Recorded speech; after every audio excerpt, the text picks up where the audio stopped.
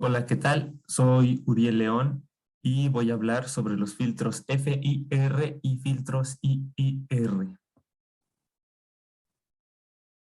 Bueno, tenemos que los filtros FIR, cuyo acrónimo en inglés significa Finite Impulse Response o respuesta finita al impulso en español, son un tipo de filtros de señales digitales donde su respuesta a una señal de impulso en la entrada tendrá un número finito de términos no nulos. Este tipo de filtros los podemos encontrar en implementaciones en FPGA para el tratamiento de señales digitales, de imagen o de sonido. También son usados en el procesamiento de señales biomédicas y también son muy utilizados en el campo de sonido y sobre todo en el sonido en vivo.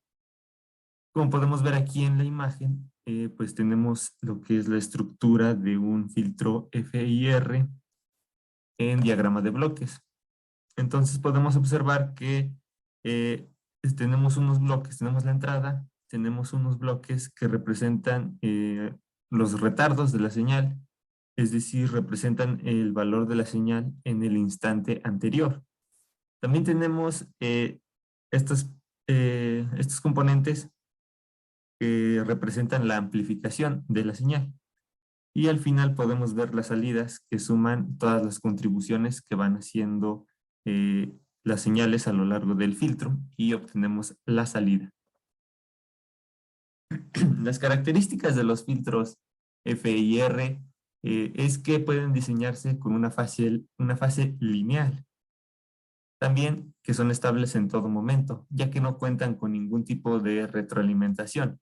Es decir, la entrada, tenemos la entrada y la salida no retroalimenta al filtro. También tenemos que la implementación de su hardware es bastante sencilla. En los filtros FIR, cuyo acrónimo en inglés significa Infinite Impulse Response o respuesta infinita al impulso en español. Son un tipo de filtros digitales donde en la entrada se da una señal de impulso y en la salida se obtendrá un número infinito de términos no nulos. Es decir, que nunca volverá al reposo. También podemos encontrarlo que entre sus usos más comunes son el procesamiento de imágenes. Los filtros también se añaden en sistemas de comunicación y en sistemas de sonido, y sobre todo en sonido en vivo, también como los filtros FIR.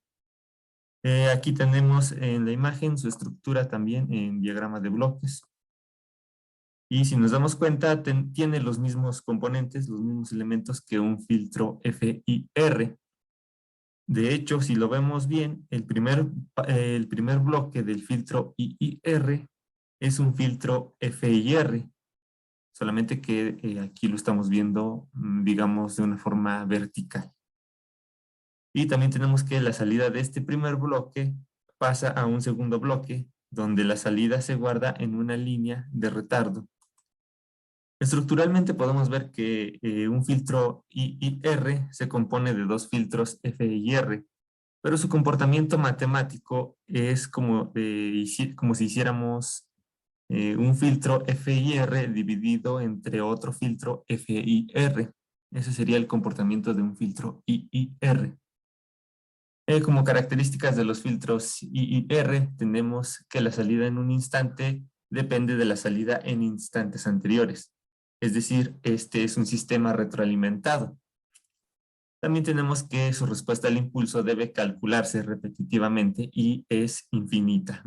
Pues por eso ahí viene su nombre de Infinite Response. Por último, tenemos que pues los dos filtros tienen ventajas y desventajas, pero no es que ninguno sea mejor que el otro. De todas formas, ambos filtros pueden hacer el mismo trabajo. La elección de un filtro sobre el otro va a depender del trabajo que se quiera realizar con el filtro, o también va a depender del tipo de hardware que se quiera utilizar, ya que esto puede hacer que un filtro ocupe más memoria y sea más trabajo de procesamiento para el software que otro, y pues eso ya va a depender del uso que se le quiera dar y del hardware y software que tengamos. Entonces, pues, eso sería todo. Gracias.